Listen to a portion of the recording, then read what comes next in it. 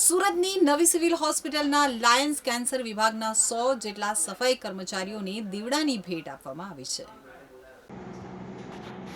દિવાળીના પવિત્ર અવસરે જ્યારે સમગ્ર દેશ પ્રકાશ અને ખુશીથી ઝગમગતો જોવા મળે છે, ત્યારે અમદાવાદના માનસિક બીમારીથી પીડાતા કેટલાક વિશિષ્ટ બાળકો દ્વારા બનાવાયેલા દીવડાઓએ માનવતાનું અનોખું ઉદાહરણ રજૂ કર્યું છે।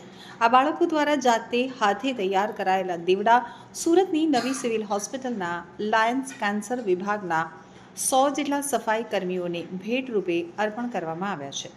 આ સન્માન કાર્યક્રમ ગુજરાત નર્સિંગ કાઉન્સિલના ઉપપ્રમુખ ઇકબાલ કડીવાલાના જન્મદિવસ નિમિત્તે આયોજિત કરવામાં આવ્યો હતો। તેમની સાદગીભરી અને માનવતાપૂર્વકની કાર્યપદ્ધતિને આધારે ખાસ કરી અને નીચા વર્ગ માટેના કર્મચારીઓને આ સન્માન અપાયું છે।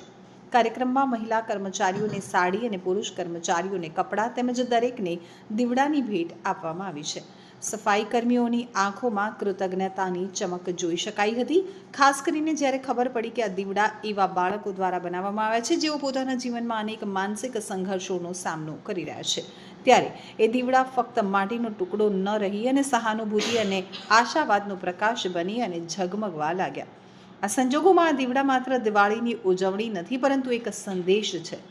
દરેક દીવો કોઈના જીવનમાં પ્રકાશ પાથરી શકે છે જો તદ્દન સાચા હૃદયથી પ્રગટાવવામાં આવે। અને જન્મદિવસ હું સેવાકીય પ્રવૃત્તિ સાથે જ ઉજવું છું।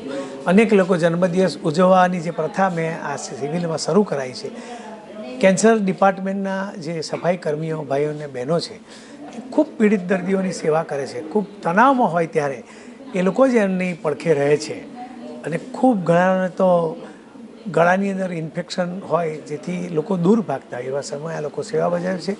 એમને કપડાં વિતરણ કરી અને માનસિક દર્દીઓ જે અસારવા ખાતે સિવિલ હોસ્પિટલ છે એ દર્દીઓએ બનાવેલા દીવડાઓ એમના ઘરમાં દિવાળીમાં પ્રજ્વલિત કરે, દિવાળી મનાવે એવી એમને ભેટ આપવામાં આવી છે।